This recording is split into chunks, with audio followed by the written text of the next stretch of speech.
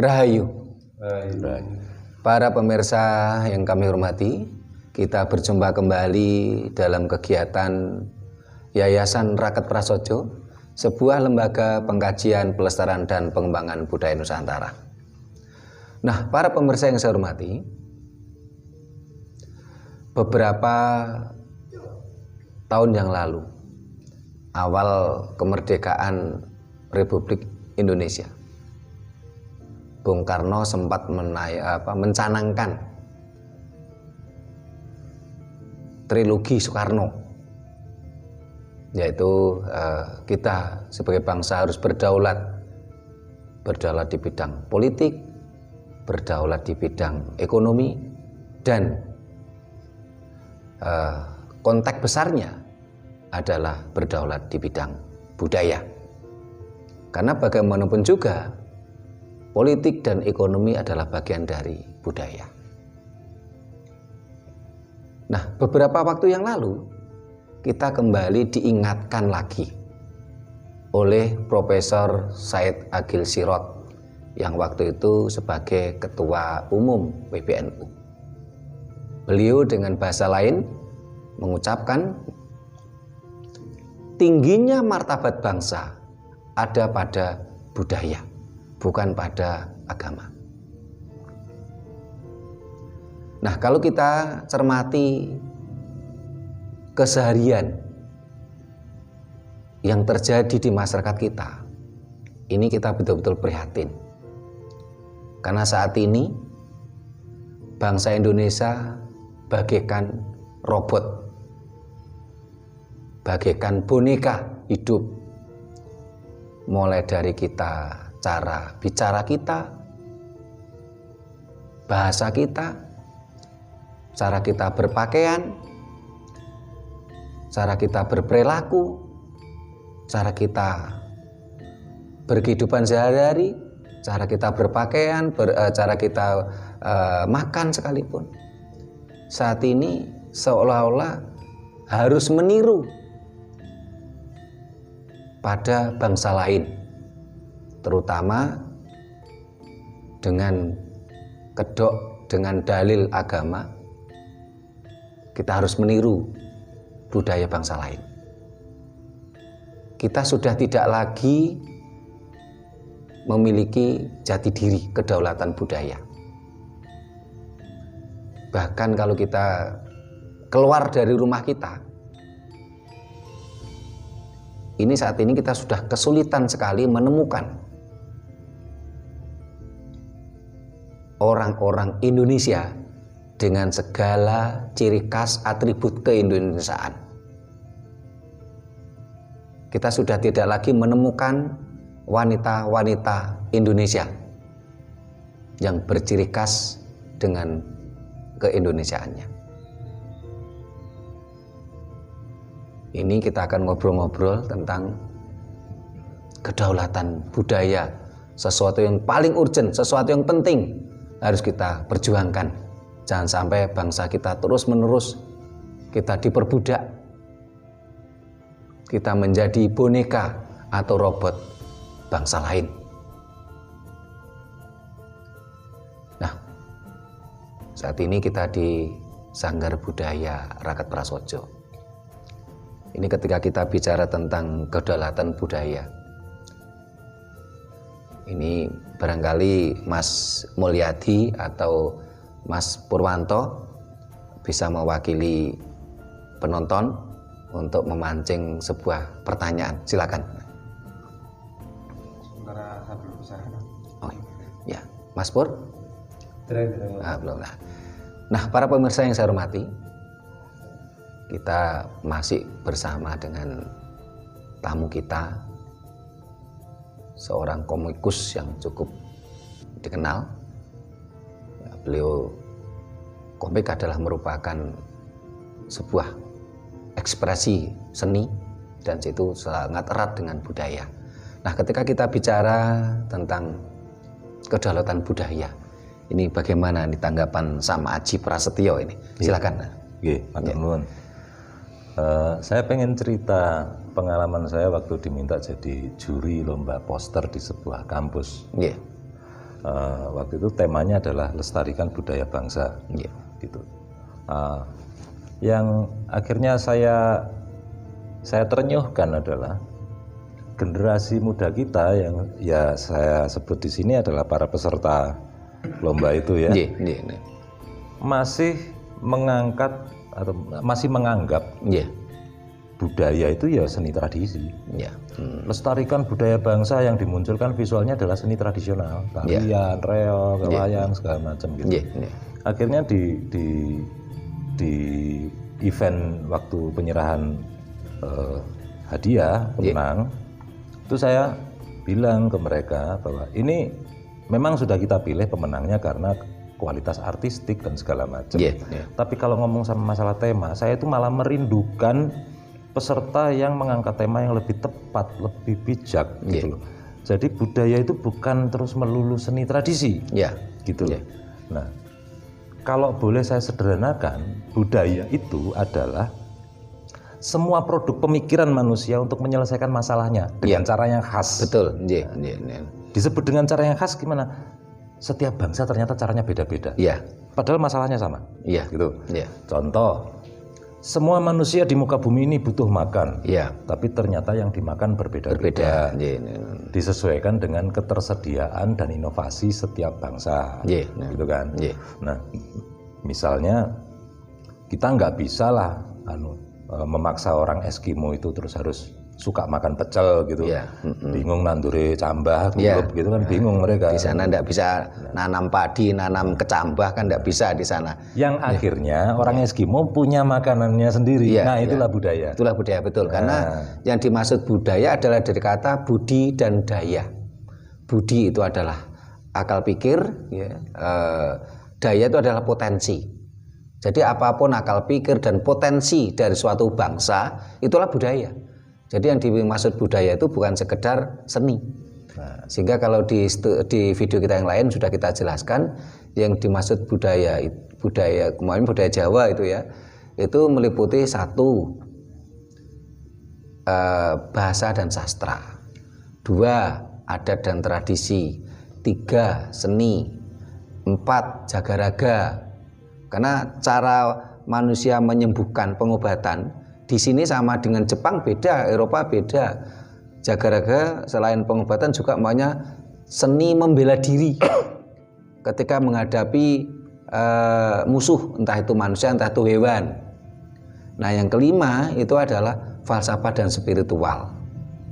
Ya, jadi saya bisa memahami kalau sama Haji Prasetyo itu prihatin ketika diminta jadi juri di perguruan tinggi. Nah, ini kelasnya mahasiswa aja nggak bisa memahami budaya yang benar. Bagaimana dengan masyarakat awam? Itulah tadi yang saya katakan, bangsa kita betul-betul terdegradasi budayanya. Sampai-sampai cara kita berpakaian, cara kita bicara, cara kita berperilaku, cara kita makan, ini kita didikte harus menggunakan budaya bangsa lain. Kita sudah tidak lagi Indonesia, dan ini ujung-ujungnya kan ekonomi gitu loh. Ngaten nggih sama Ji. Ya kan akhirnya dipertanyakan begini, itu tadi kan kalau dilanjutkan tadi ya, tadi makanan udah beda-beda, berarti itu adalah produk budaya. Pakaian juga begitu. Makanya pernah saya contohkan, mantelnya orang Rusia itu memang keren, tapi kalau kita pakai jalan-jalan di Surabaya ya mati kepanasan gitu. Karena apa? Ya itu cocok dipakai di Rusia yang suhunya dingin. Nah kalau orang Surabaya punya cara berpakaiannya sendiri. Jadi menyelesaikan masalahnya dengan cara yang khas. Nah, yang akhirnya nanti ke medis juga, ke arsitektur juga, ke segala macam, sampai mungkin tentang karakter bangsa tersebut, gitu. Dalam menyelesaikan semua masalah. Pertanyaannya kan begini sekarang, bagaimana kalau kita lebih menyukai budaya asing? Salahnya di mana? Ruginya di mana? Gitu loh. Nah, ya tentu saja kalau salah sih nanti silakan dinilai sendiri salah apa enggak.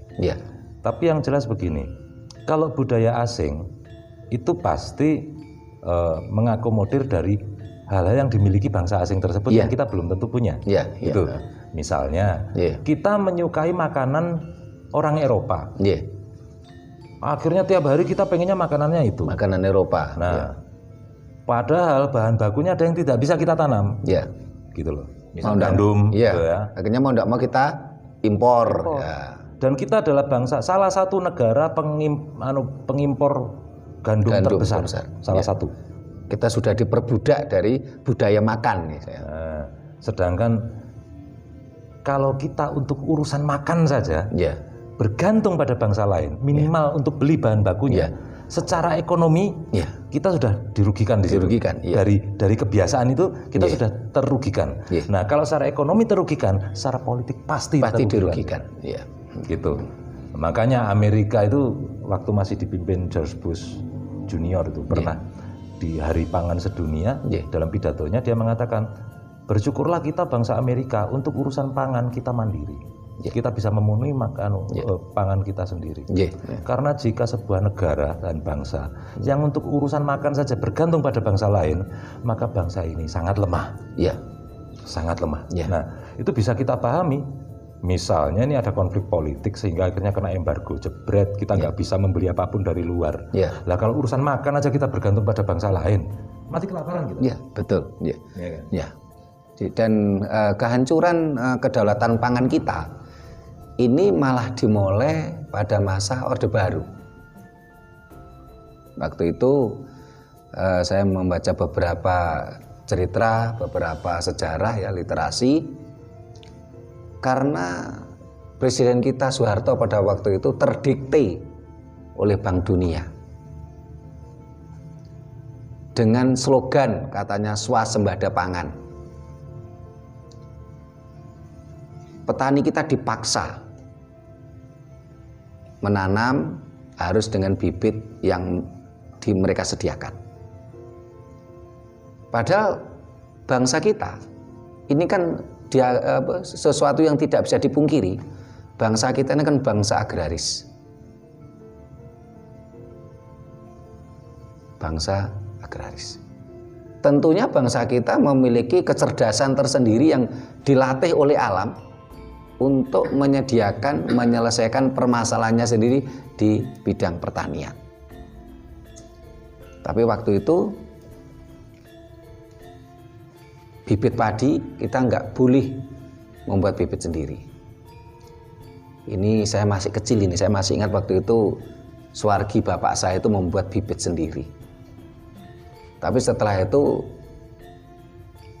ada campur tangan pemerintah, bahkan tentara ikut ambil bagian di situ, sehingga akhirnya petani kita menjadi ketergantungan sampai sekarang. Petani kita tidak bisa membuat bibit. Akhirnya juga kebutuhan pupuk dan obat-obatan. Dan akhir-akhir ini petani kita mengalami banyak kesulitan. Karena ketergantungan bibit, ketergantungan obat-obatan dan pupuk pertanian. Ini terjadi ada permainan mafia. Pada waktu tanam bibit langka. Pada waktu butuh pupuk dan obat-obatan langka. Sehingga Presiden Jokowi sempat dalam pidatonya di waktu itu Kongres Petani sama Ci waktu itu yang Pak Presiden Jokowi marah-marah. Setiap tahun negara mengeluarkan subsidi 33 triliun. Tapi apa hasilnya? Adakah peningkatan produksi? Tidak. Apakah ada peningkatan kesejahteraan petani? Tidak. Terus apa uang negara 33 triliun setiap tahun itu kemana? Karena di situ kedaulatan pangan kita tergadaikan. Ini sama Haji bisa nambahin ini soal kedaulatan budaya, kedaulatan pangan tadi. Iya. Jadi leluhur kita itu bangsa petani itu sudah jelas. Bahkan sampai-sampai terabadikan dalam nama-nama orang-orang desa kan, Parijan, Pariem, Jinem, Wiji, kayak segala macam. Namanya juga leluhur kita petani. Bikin bibit sendiri kan ahli nih. Sudah ahlinya. Bikin pupuk sendiri itu sudah ahli nih. Gitu. Itu budaya. Gitu. Nah, tapi karena itu tadi ada masa di mana ada pemaksaan bibit harus dari perusahaan asing. Bibit ini baru bisa tumbuh dengan baik asalkan pupuknya dari perusahaan yang sama, insektisidennya dari tempat perusahaan yang sama. Kalau nggak nurut dipanggil koramil, bisa digebuki gitu. Ujung-ujungnya kita baru sadar bahwa itu penuh dengan senyawa kimia yang berbahaya, yang bisa merusak tanah dan segala macam. Akhirnya harus kita tanggung. Nah, tanah kita rusak. Terus saat ini dari 10 orang Indonesia ini sudah mencapai angka 7 orang itu masih kena gula loh saat ini. Ya karena berasnya tinggi gula. Iya, tinggi gula. Nah, itu baru masalah tentang pangan. Nah, justru sekarang saya ingin jenengan ingatkan. Apa itu dalam Jongko Joyoboyo? Ciri-ciri kemunculan zaman edan itu yang kayak apa aja kalau dalam Jongko Joyoboyo? Kalau jenengan ingat. Zaman edan itu banyak yang disampaikan ya, termasuk kenapa niku Pulau Jawa Kalungan Wesi yang artinya ya adanya rel kereta api barangkali. Berarti adanya teknologi kereta api teknologi kereta api. Terus apa lagi? Anane swara ing awang-awang. Ini adanya teknologi audio. Dengan munculnya radio ini kan juga teknologi juga gitu loh. Ada lagi yang disampaikan banyak, saya disampaikan lupa ini sama barangkali sama aja ada yang ingat. Yang kereta iso mabur itu juga. Adanya pesawat terbang. Pesawat terbang. Terus pasar ilang pasar ilang kumandangi, kali ilang kedungi. Pasar ilang kumandangi itu berarti prinsip ekonomi hilang. Nah, jadi kan gini, pasar itu yang identik dengan pasar itu kan riuh rendahnya karena tawar-menawar. Benar. Pada saat pasar sudah tidak lagi tawar-menawar kan berarti harga pas ya kayak minimarket gitu kan. Terus kali ilang kedungi yang berarti sistem irigasi macam. Nah, itu menurut Jongko Joyoboyo adalah ciri-ciri mulai hadirnya zaman edan. Jare ini sing ora edan ora keduman. Tapi sak bejo-bejone sing edan sing bejo sing eling lan waspada. Nah, sebenarnya itu adalah salah satu cara leluhur kita itu mengingatkan anak cucunya tentang bahaya globalisasi. Itu jadi waktu ada teman-teman mahasiswa membahas tentang globalisasi terus memberikan contoh. Globalisasi itu ya misal celana jeans gitu. Bangsa mana yang nggak pakai celana jeans? Semua pakai.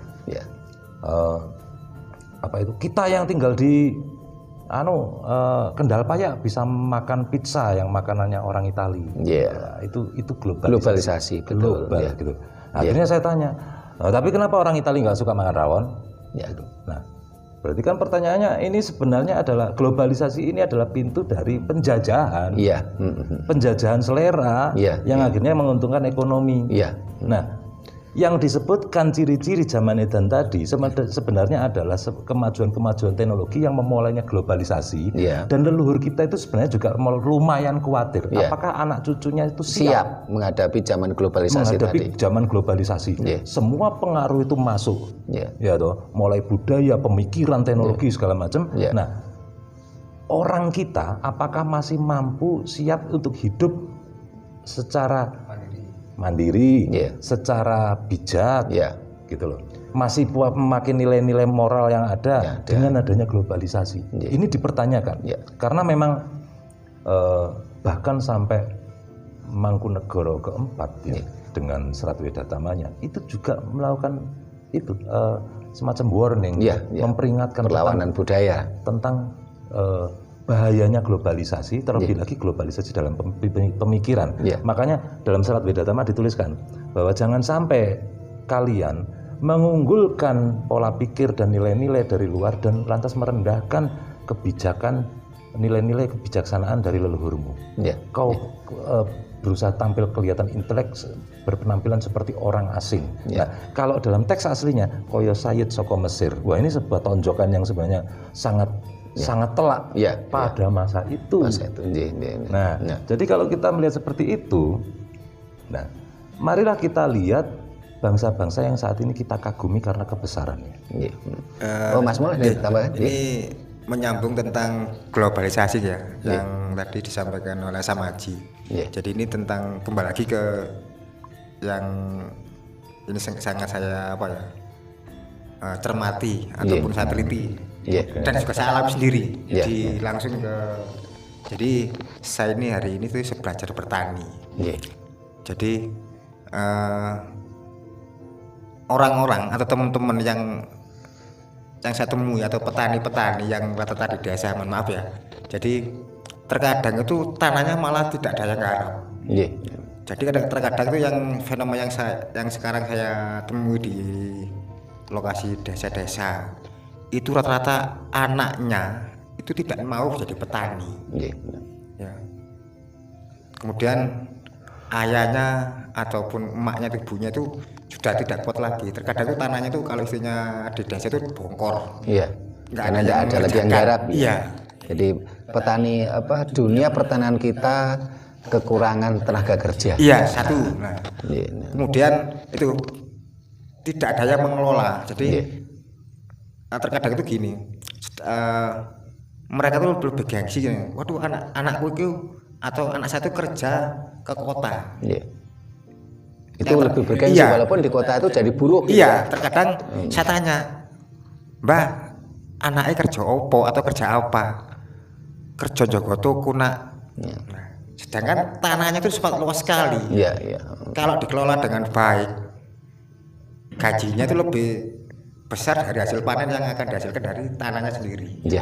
Itu yang saat ini saya temui langsung. Karena setiap hari itu hari ini tuh saya langsung ke desa-desa untuk bisa bertani.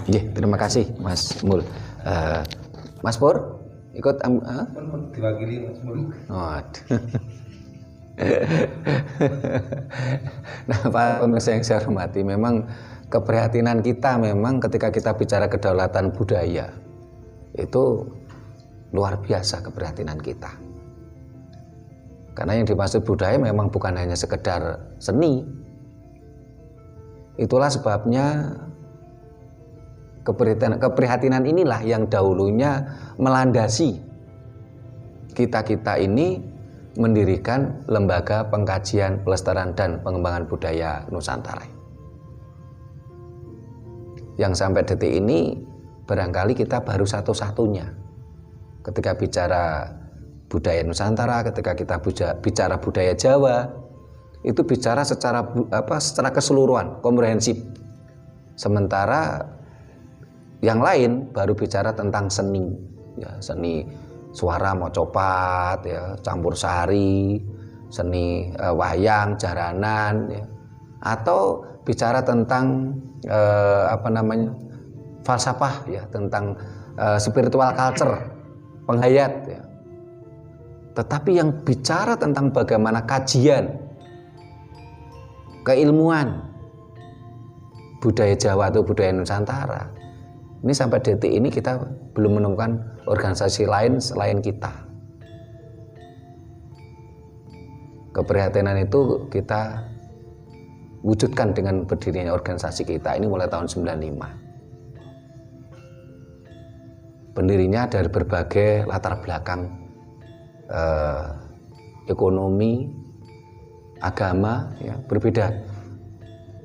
Pendiri kita sebagai contoh umpamanya ketuanya sebelum saya ini adalah Suwargi Pak Broto, ini birokrat murni. Beliau terakhir menjabat Kepala Dinas Pariwisata Jawa Timur. Terus Kolonel Tugino yang waktu itu menjabat Kapus Kopat Adam 5 Brawijaya. Beliau seorang muslim taat, naik haji 2 kali kalau nggak 3 kali. Terus ada Suwargi Bapak Ignatius Soekarno, seorang Katolik taat, waktu itu menjabat sebagai Ketua Badan Pertahanan Nasional Kota Malang. Dengan berbagai latar belakang itulah kita memiliki keprihatinan yang sama. Sehingga organisasi kita bukan organisasi keagamaan, bukan organisasi aliran kepercayaan. kita mencoba memberikan injeksi psikologi pencerahan kepada bangsa ini tentang budaya dari sisi keilmuan. Karena hanya dengan itulah bangsa kita akan bangkit. Sehingga jangan sampai bangsa ini menjadi budak bangsa lain, mulai dari cara bicaranya, caranya berpakaian, caranya keseharian, mulai makan, jalan, ya, mulai berperilaku, mulai berkonsep ketuhanan. Karena setiap budaya itu akan tercipta dipengaruhi oleh lingkungannya masing-masing. Konsep ketuhanan bangsa kita udah punya. Nah, kalau kita semuanya dijajah, semuanya kita harus nurut pada bangsa lain, ya jadinya seperti ini. Kita betul-betul terpuruk. Kita betul-betul semuanya penuh dengan ketergantungan dari bangsa lain. Mulai ketergantungan ekonomi, ketergantungan tadi disampaikan oleh Samaji, ketergantungan makan pun kita ketergantungan. Kalau seandainya, karena kita saat ini kan pengekspor gandum terbesar, kalau seandainya kita di embargo gandum aja kita udah bingung. Pabrik mie instan tutup semua. Tutup semua. Kita di embargo kedelai aja, kita bingung. Kayak kemarin itu pengrajin tempe mogok produksi karena kita ketergantungan kedelai. Padahal bangsa kita, luhur kita petani, agraris. Lahan kita luas, jutaan hektar.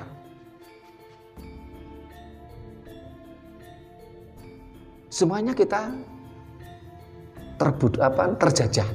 Bahkan saat ini mencari bibit padi, bibit kedelai yang asli milik leluhur kita sudah jarang. Kita akan ketemukan kedelainya kedelai impor. Kedelai lokal tidak akan sulit ditemukan. Padi lokal sudah tidak ditemukan lagi. Padahal padi hasil impor itu, hasil rekayasa itu, ini sangat dominan karbohidratnya. Kalau karbohidrat dominan, otomatis kandungan glukosanya itu tinggi. Sehingga saat ini bangsa kita panen diabetes. Berbeda dengan padi Jawa, itu kandungan karbohidrat, vitamin, mineralnya itu seimbang. Sementara kalau padi yang kita konsumsi saat ini itu lebih dominan karbohidratnya. Karbohidrat lebih dominan glukosanya.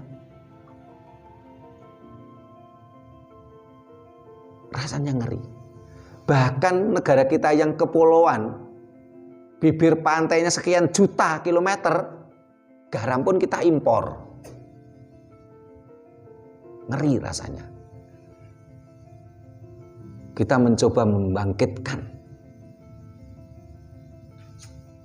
jati diri bangsa, kedaulatan bangsa. Ya, mudah-mudahan setelah itu nanti ada orang lain yang tergerak seperti kita. Sehingga kita tidak lagi berjuang sendirian.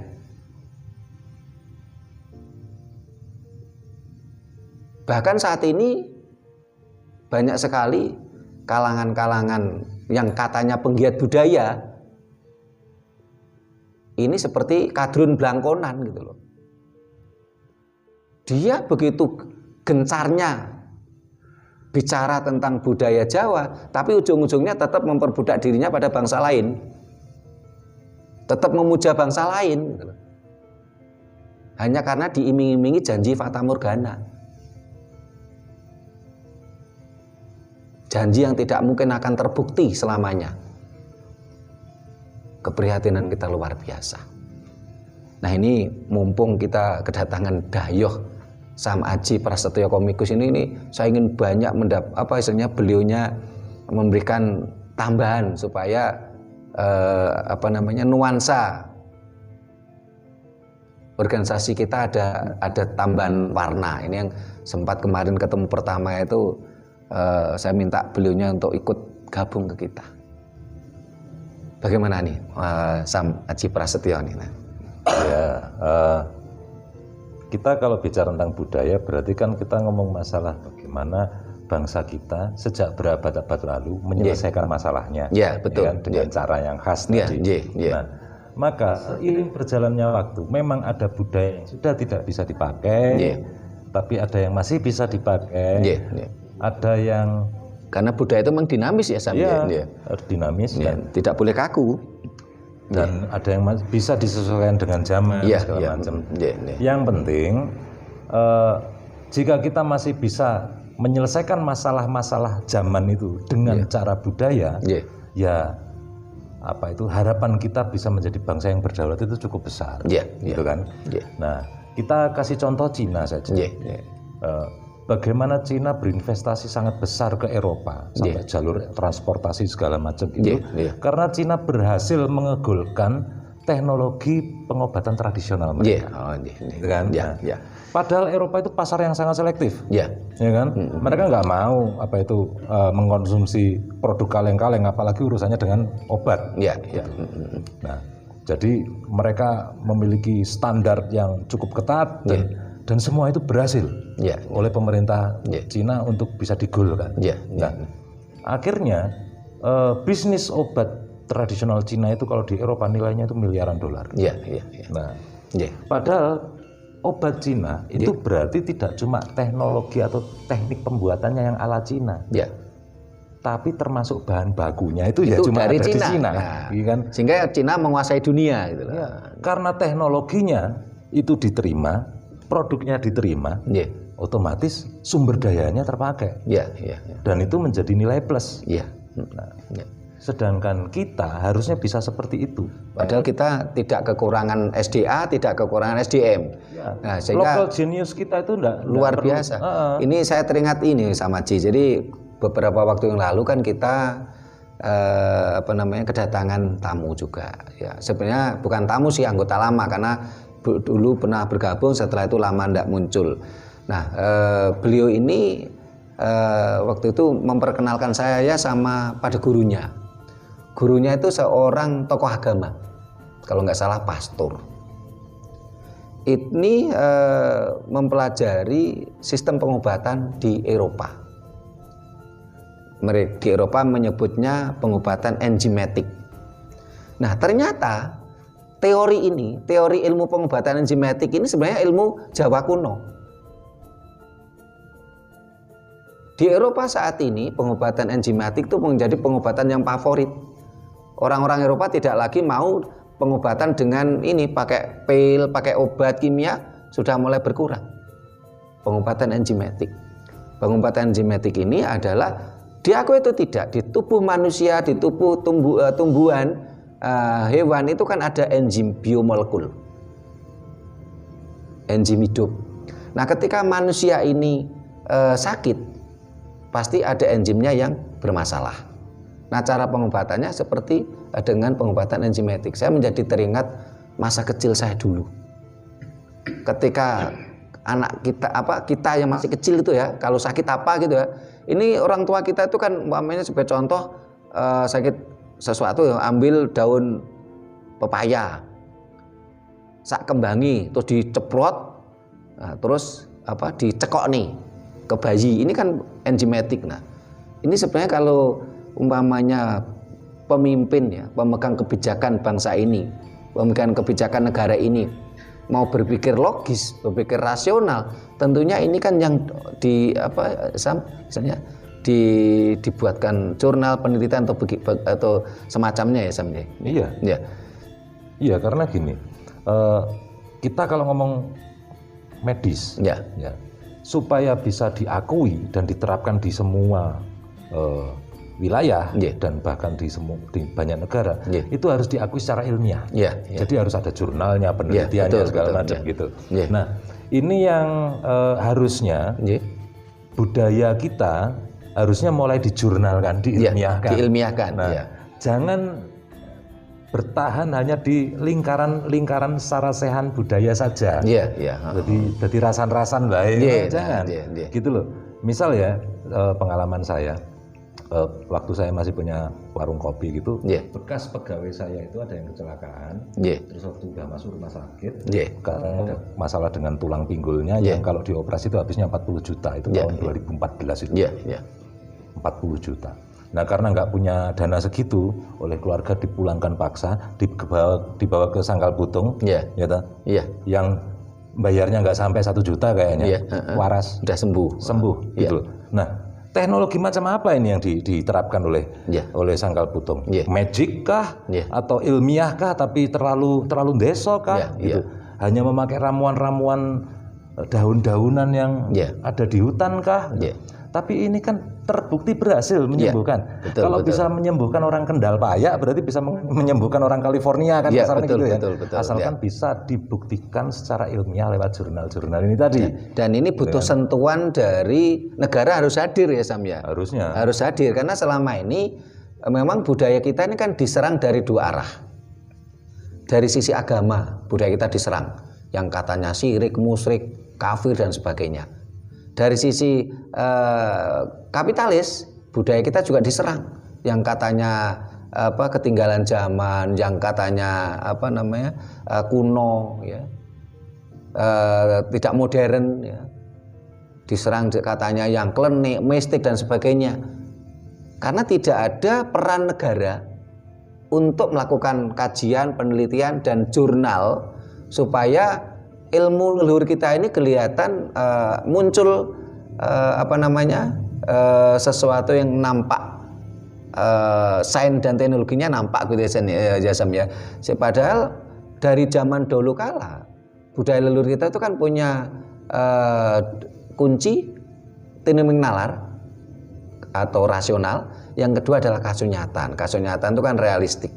Sebenarnya kan ketika bicara teknologi dan sains, bangsa kita tidak ketinggalan zaman, bahkan kita sudah selangkah maju di depan sebenarnya kalau bangsa ini tetap memegang teguh budaya leluhurnya. Tetapi di sini nampaknya pemegang kebijakan di negara ini semuanya sedang mabuk kepayang sehingga lupa pada leluhurnya. Apa seperti itu Sam? Menurut Sam Haji? Ya, jadi gini, pembrandingan bahwa karya leluhur kita itu desa kampungan, kuno, ya. Itu sebenarnya kan semakin memudahkan produk-produk luar itu kita konsumsi, gitu loh. Padahal jika kita punya masalah, kalau solusinya adalah solusi lokal itu biasanya gratis, gitu. Tapi kalau solusi impor bayar, gitu kan? Ya, sebenarnya pemangku kebijakan itu kalau mau memahami itu sedari awal bangsa ini dikuatkan secara budayanya, gitu loh. Jadi misalnya pandemi. Emang pandemi itu baru dialami manusia baru kali ini? Itu sekian ratus tahun sekali itu selalu ada wabah. Ada wabah, ada pandemi. Wabah yang kelasnya pandemi. Nah, bagaimana orang Jawa mengatakan pagebluk. Nah, gitu. Jangan diingat-ingat yang metodenya pakai cara yang katanya mistik-mistik itu. Tapi bayangkan bahwa seandainya leluhur kita gagal satu kali aja wabah, gagal menangani, kita sudah punah, Mas. Sudah punah, betul. Sekarang kita tidak ada. Kalau kita ada, berarti leluhur kita sudah berkali-kali berhasil menyelesaikan, menangkal masalah pandemi. Nah, dan solusinya itu tidak selalu solusi berupa teknologi. Gitu loh. Jadi kadang solusinya adalah solusi budaya. Betul. Misalnya bagaimana bertahan hidup di masa pandemi itu tidak lagi ngomong solusi teknologi. Harus solusi budaya. Harus obat-obatan, tidak harus ya. Misalnya bagaimana penguatan itu sebuah masyarakat yang sebenarnya masyarakat adalah kelompok manusia yang bekerja bersama dan menyelesaikan masalahnya bersama. Tapi saat sekarang itu mulai ada yang suka nimbun apa, berarti sudah kehilangan nilai yang ini. Gitu. Maka solusi budaya dibutuhkan. Nah, itu tadi. Jadi janganlah kita seperti yang dikatakan oleh Mangkunegara keempat atas beliau pernah mengingatkan, jangan kamu merendahkan kejeniusan leluhurmu, lantas memberhalakan ilmu dari luar. Nah, itu nanti yang rugi adalah diri kita sendiri karena yang dari luar itu pasti gak gratis. Gitu. Betul, Mesti semuanya mahal. ada timbal baliknya. Dan ini semua kalau saya lihat itu dari berbagai segmen, dari berbagai lini kehidupan, mulai dari itu tadi cara berpakaian, cara bicara, cara makan, bahkan cara kita menyembah Tuhan yang merupakan sebenarnya diakui itu tidak, Tuhan itu kan imajinasi manusia. Tetapi kita harus menyembah imajinasinya bangsa lain gitu loh. Ini kan ya aneh gitu loh. Jadi setiap bangsa itu kan memiliki imajinasinya masing-masing tentang Tuhan. Kita betul-betul habis bangsa ini. Ya, bahkan bagaimana cara bikin rumah itu kan sebenarnya adalah budaya. Betul. Jadi menyelesaikan masalah sesuai dengan karakter masyarakat masing-masing. Sebenarnya bangsa kita sudah diingatkan loh Sam. Jadi sebagai contoh mamanya tsunami di Aceh, semuanya bangunan rata, korban hampir 200.000 nyawa. Karena yang tercatat saja waktu itu kan 183.000. Tapi ternyata kemarin ditemukan lagi korban seperti kuburan massal. Berarti ini yang tidak terdata. Terus gempa di Jogja, ini memakan korban 6.000 nyawa. Di situ karena salah satunya adalah budaya rumah. Iya. Karena kalau kita baca di serat kuno, nah, saya pernah mempelajari serat kuno namanya Serat Aji Pamasa, yang menceritakan pada waktu itu Gunung Wilis meletus. Ini terjadi mahapralaya, bencana yang maha dahsyat sehingga dikatakan mahapralaya. Karena sekarang kan Gunung Wilis bukan lagi gunung berapi, gunung mati. Dan pada waktu itu juga diceritakan bagaimana Pulau Madura itu pisah dengan Pulau Jawa. Sehingga kalau kita lihat peta, ini Pulau Jawa dan Pulau Madura itu seperti pasel antara Tanjung dan Teluk itu. Itu luar biasa. Ya. Dan di situ dijelaskan bahwasanya bangsa kita, leluhur kita itu udah paham betul bahwa bahwasanya di bawah bumi kita ini ada dua lempeng bumi. Sehingga digambarkan yen petete taksoko hento bugo obah anggeteri jagat. Nah, disinilah perlunya kita juga mempelajari sastra-sastra Jawa yang penuh dengan simbolik-simbolik. Jadi leluhur kita itu selalu memberikan pembelajaran itu dengan bahasa sastra yang halus, bukan bahasa yang vulgar. Nah, sehingga betul-betul kerugian kita luar biasa. Ini bicara bangunan saja kemarin berapa triliun kerugian kita dengan tsunami Aceh, dengan gempa Jogja. Itu dari sisi materi, nyawa juga hilang. Wah, ini sangat luar biasa ini kerugian kita ketika budaya kita tidak lagi berdaulat ini sama aja. Iya. Ada masa di mana secara filsafat dunia itu yang diterapkan dalam modernisme. Modernisme itu seragam. Jadi pertama harus praktis. Gitu. Kalau bikin rumah bentuknya kotak sudah memenuhi syarat sebagai rumah, ya udah semua rumah di seluruh dunia kotak. Itu konsep modernisme. Sampai akhirnya dilawan oleh postmodernisme. Bahwa tidak harus sama. Karena masalah setiap bangsa itu beda-beda. Setiap bangsa memiliki permasalahan yang berbeda, maka memiliki solusinya juga berbeda. Nah, jadi makanya kenapa rumah kita harus sama dengan rumah orang di Eropa kalau masalahnya berbeda? Masalahnya berbeda. Kita di Eropa tidak ada lempeng bumi di bawahnya. Tidak ada. Kita punya puluhan gunung berapi aktif di Ring Eropa. of Fire. Di sana ada berapa? Kita langganan kena gempa, kena segala macam vulkanik gitu. Mereka enggak. Maka bentuk rumah kita, materialnya, teknik bangunnya udah pasti harusnya beda. Itulah yang disebut pengembangan budaya. Nah, seandainya kita sekarang sudah mengenal lembaga pendidikan yang tertata dan cukup tinggi, harusnya lembaga pendidikan ini itu mewadahi yang namanya itu tadi, menggali nilai-nilai jenius lokal tadi untuk dimodernkan seperti di Jepang. Kalau kita lihat di Jepang masih banyak rumah-rumah yang masih mengadopsi tradisi mereka gitu. Bahkan walaupun gempa setiap saat mereka aman saja, korbannya minim korbannya. Betul. Karena mereka belajar dari budayanya leluhurnya. Bahwa masalah leluhurnya akan jadi masalah mereka juga selama mereka tinggalnya di tempat yang sama kan ya? Saya jadi ingat ini sama Haji Prasetyo beberapa tahun yang lalu saya pernah ngobrol sama guru besar Universitas Brawijaya, yaitu Profesor Kaprawi waktu itu. Saya menyampaikan ada kekosongan dunia pendidikan kita. Negara kita ini, leluhur kita ini kan orang agraris, pertanian. Tapi tidak ada sekolah pertanian mulai dari sekolah dasar sampai sekolah menengah. Tahu-tahu itu perguruan tinggi, fakultas pertanian. Jadi kan ada kekosongan jenjang pendidikan. Sehingga tidak heran kalau saat ini sarjana pertanian kita ini rata-rata ya ilmunya kosong. Karena memang ada kekosongan jenjang pendidikan tadi. Dan barangkali ini tidak hanya cuman dunia pertanian saja, tapi juga tentang budaya-budaya yang lain. Nah, ini kalau menurut tanggapan sama si Prasetyo bagaimana ini? Ya, kalau ngomong masalah dunia pendidikan ya rada miris juga. Ya. Karena begini, dunia pendidikan itu memang mencetak orang pintar, tapi belum tentu orang bijak. Karena kita tahu sendiri banyak sekali misal penyimpangan-penyimpangan, perusakan alam dan segala macam itu adalah perusahaan yang mempekerjakan orang-orang pintar bentukan dari kampus. Gitu loh. Nah, misalnya Kota Malang ini contohnya, tata kotanya kan buruk sekali, kan? Sehingga Kota Malang yang katanya notabene pegunungan tapi langganan banjir. Gitu.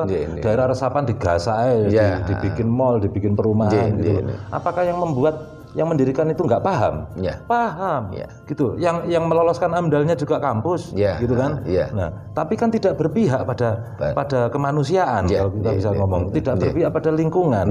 Nah, akhirnya kan di sini kita mulai bertanya. Kampus di Kota Malang begitu banyaknya dan banyak sekali juga yang ada jurusan planologi, memproduksi para planolog, ahli tata kota. Tapi tata kota Malang ancur-ancuran. Lantas buat apa ada jurusan itu? Bubarnya bohong. Ya kan nggak faedah, nggak manfaat juga. Saya kemarin juga ngobrol gini sama Prasetyo. Jadi kehancuran bangsa ini salah satu yang andil adalah para sarjana psikologi. Loh kok bisa? Nah, karena kehancuran kita kan berdampak banyak, efeknya banyak. Tapi salah satu penyebabnya, ini bukan penyebab utama ya, tapi salah satu penyebabnya adalah para sarjana psikologi. Kenapa? Karena setiap perekrutan kepegawaian, mulai dari pegawai swasta, karyawan pabrik, karyawan perusahaan, sampai perekrutan TNI, Polri, PNS, ini kan selalu ada psikotes. Nah, tapi apa hasilnya? Selain psikotes, juga disumpah dengan kitab suci.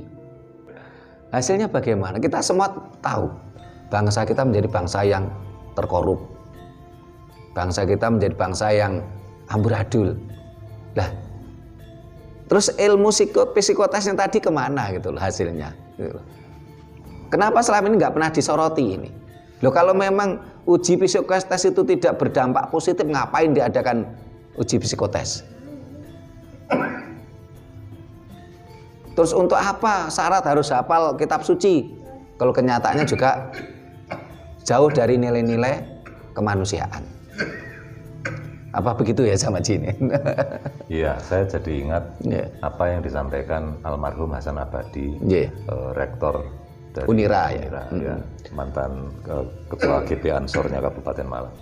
Beliau mengatakan bahwa seharusnya perguruan tinggi itu menancapkan nilai ilmu pengetahuan apapun yang diajarkan oleh perguruan tinggi itu harus mengabdi pada kemanusiaan, apapun itu. Nah, karena saat ini ya itu tadilah yang kita tahu, ternyata para intelektual produk dari kampus itu kalau tidak berpihak pada kemanusiaan, ilmunya malah berbahaya. Gitu. Nah, sebenarnya kembali teringat saya pada apa yang dikatakan dalam Jongkot Joyoboyo yang tadi, gitu. Bahwa apa itu sak bejo-bejone wong sing melu wedan. Nggih. Sik bejo sing eling lan waspada. Betul sekali. Di situ kan berarti diingatkan. Nggih. Leluhur kita mengingatkan kita. Oke, globalisasi akan datang, tidak bisa ditolak. Ya. Dan pada saat itu manusia kebanyakan malah edan, melo edan. Ya, edan dalam tanda petik ya sebenarnya. Ya. Dalam dunia pendidikan dari awal anak-anak kita diajari untuk berkompetisi. Ya. Jadilah yang terbaik, jadilah yang terbaik. Ya. Berkompetisi. Bahkan kalau perlu menghalalkan segala cara, nyontek lah, sing opo lah segala macam. Sing penting nilaimu harus yang terbaik supaya kamu bisa masuk kampus terbaik. Ya. Punyalah IP yang terbaik supaya bisa masuk perusahaan terbaik dan begitu. Nanti di tempat perusahaan juga akan terjadi kompetisi. Nah, itulah kapitalisme. Betul. Gitu, ya kan? Orang-orang disuruh berkompetisi sak matine, gitu loh. Yang kalah minggat, yang kalah tersisih. Nah, dari situ akhirnya masyarakat kan diajak untuk menjadi kanibal dalam tanda petik. Ini yang diingatkan oleh leluhur kita. Hati-hati, akan ada masa seperti ini. Maka oke lah kalau kau yang ikut berkompetisi dan menang, kamu mungkin bejo. Tapi sak bejo nih kamu yang melakukan seperti itu. Isih bejo sing eling lan waspada. Nah, kata eling dan waspada ini harusnya kita kupas. Apa itu yang artinya eling? Ingat itu ingat apa? Nah, itu kesadaran tingkat tinggi. Waspada atas apa? Nah, ini dua kata ini saja. Saya yakin jenengan pirsa sendiri. Kalau mau dikupas sih kira-kira ya YouTube-nya 2 jam lagi nambah lah. Oh iya. Betul. Tapi ini yang paling penting kan. Kita ngomong tentang kedaulatan budaya, kita ngomong tentang leluhur kita di masa lalu yang sudah memprediksikan itu. Jangan sampai kita seperti orang-orang yang sering disindir pakai istilah sobat rahayu. Saya tahu itu istilah untuk menyindir mereka yang chauvinis Jawa. Chauvinis Jawa yang terlalu membanggakan kejawaannya tapi lupa bahwa kebanggaan itu keliru, arahnya keliru. Betul. Cuma mengatakan tuh leluhurku tuh punya kitab ini bisa meramal hebat. Oke, nek leluhurmu bisa meramal terus hebatmu di mana? Hebatmu loh, bukan leluhurmu. Hebatmu di mana kalau leluhurmu kayak gitu? Karena apa enggak sebaiknya belajarlah dari leluhur, mengambil nilai-nilai itu dan kamu pakai untuk sanggup menghadapi masa zamanmu yang jauh memecahkan masalah tadi. Betul. Ini yang memang sering kita ingatkan juga ini sama Haji Prasetyo. Kita sering mengingatkan itu supaya kita tidak mengalami kebanggaan yang halusinasi, yang delusi, yang imajinasi. Karena kita berkali-kali kalau kita kadang-kadang entah itu di medsos dengan teman-teman medsos atau kadang-kadang kita diundang ke organisasi-organisasi lain, itu apa yang disampaikan sama Haji Prasetyo itu memang sangat nampak sekali. Sehingga kadang-kadang kita prihatin karena sampai detik ini seperti yang saya katakan tadi, sampai detik ini lembaga atau paguyuban atau organisasi yang mirip dengan kita belum ada. Kita masih satu-satunya kita mencoba mengkupas dan mengkaji ilmu pengetahuan budaya leluhur kita untuk kita terapkan pada kehidupan saat ini untuk memecahkan masalah kehidupan kita. Sehingga sebenarnya kami yang sudah mencoba menggunakan itu, ya kami merasakan enjoy dan memang ada hasilnya. Sehingga keprihatinan ini tentunya kan tidak bisa terselesaikan oleh kami yang hanya di Rakat Prasojo, tapi ini butuh sinergi dengan potensi-potensi bangsa lain, potensi bangsa dari anak bangsa yang lain, maksud saya bukan bangsa lain dalam artian bangsa luar ya, tapi ini kita perlu ini. Sehingga sindiran yang disampaikan sama Haji Prasetyo, sobat rahayu, ini kan orang-orang yang sok membanggakan Jawanisme, tapi tidak paham Jawa itu sendiri gitu loh. Sehingga bahkan kadangkala dia menyelesaikan masalahnya sendiri aja tidak mampu. Dia menyelesaikan masalah keluarganya sendiri aja tidak mampu gitu. Dalam istilah lain, dia bilang Jawa tapi belum iso lungguhe Jawa. Nah, para pemirsa yang saya hormati, kalau ngobrol ini memang benar katanya sama Haji Prasetyo tadi, ini walaupun tambah 2 jam pun tidak akan cukup ini. Kita banyak mengalami degradasi, kehancuran. Ini sudah kita ingatkan mulai kita berdiri tahun 95, terus kita waktu itu siaran di radio dan televisi mulai 97. Waktu itu yang kita usung adalah Spirit of Java, jiwa Jawa, jiwa yang hidup, Javanese culture, budaya Jawa yang meliputi 5 hal, terus Javanologi. Ketika pihak lain mengartikan Javanologi itu adalah keapro Jawa, larinya ke penghayat, ke spiritual culture, kita mengartikan Javanologi adalah teknologi Jawa. Mulai dari bagaimana kita melihat teknologi konstruksi bangunan, teknologi pengobatan, dan teknologi lainnya. Nah, para pemirsa yang saya hormati, untuk session ini kita cukupkan sampai di sini dulu. Mudah-mudahan apa yang kita sampaikan mampu memberikan pencerahan, injeksi psikologi kepada para pemirsa semua. Setelah itu mari bangkit bersama. Jangan kita terkungkung pada nilai-nilai dogmatis, halusinasi, imajinasi, dan delusi, entah itu dari asing maupun lokal. Para pemirsa yang saya hormati, sampai di sini dulu. Bila mana ada kata-kata kami yang kurang berkenan, tata krama kami yang kurang memadai, kami mohon maaf. Terima kasih. Rahayu.